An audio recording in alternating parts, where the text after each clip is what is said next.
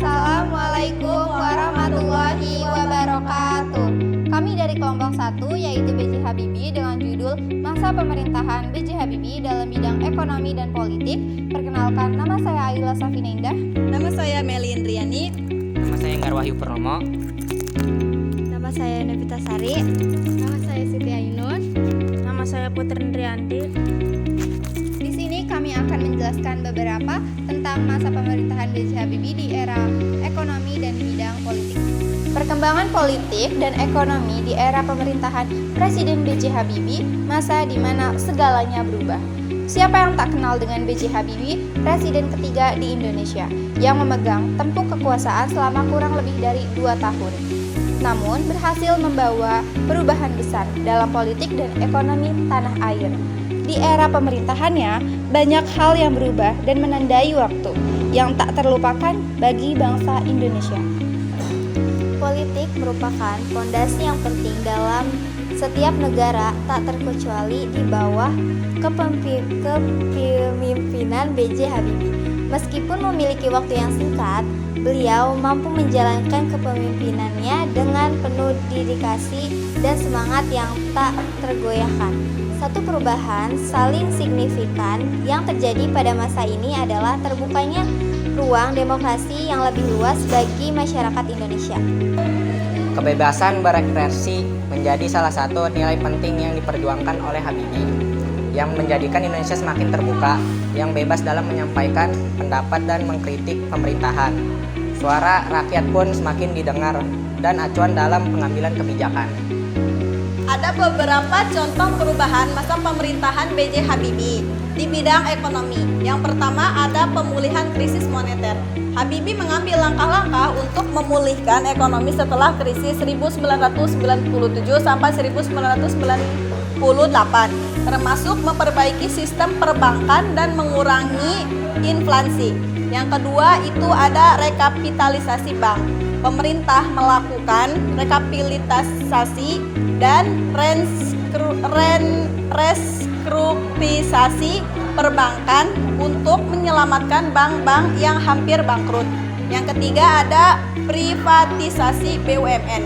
Beberapa perusahaan negara diprivatisasi untuk meningkatkan efisiensi dan mengurangi beban negara.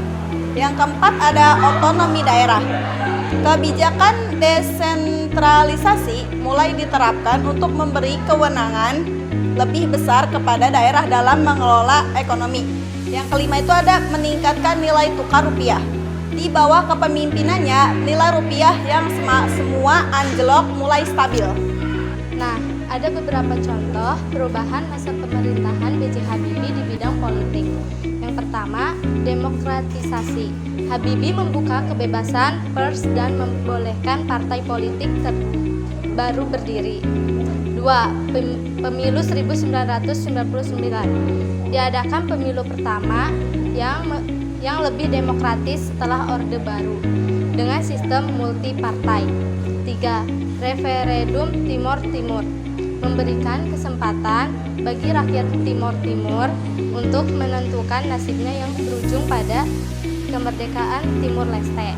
Yang keempat, reformasi militer.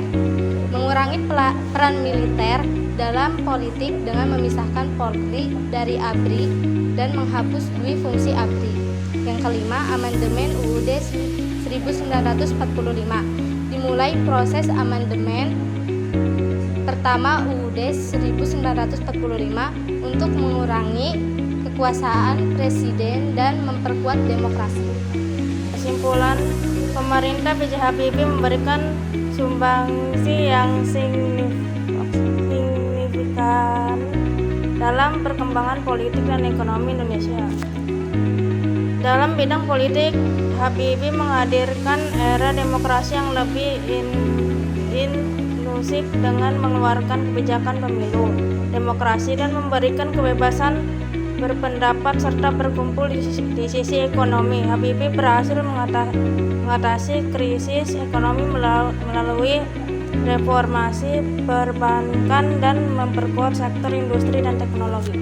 Lalu, untuk meneruskan tongkat estafet ini, penting bagi kita semua untuk berperan aktif dalam bidang politik, memanfaatkan harkat dan martabat sebagai warga negara Indonesia dengan cara menjaga integritas dan memberikan kontribusi positif bagi bangsa dan negara. Mari kita terus berjuang untuk menjaga dan memperbaiki demokrasi dan ekonomi Indonesia yang lebih baik di masa depan.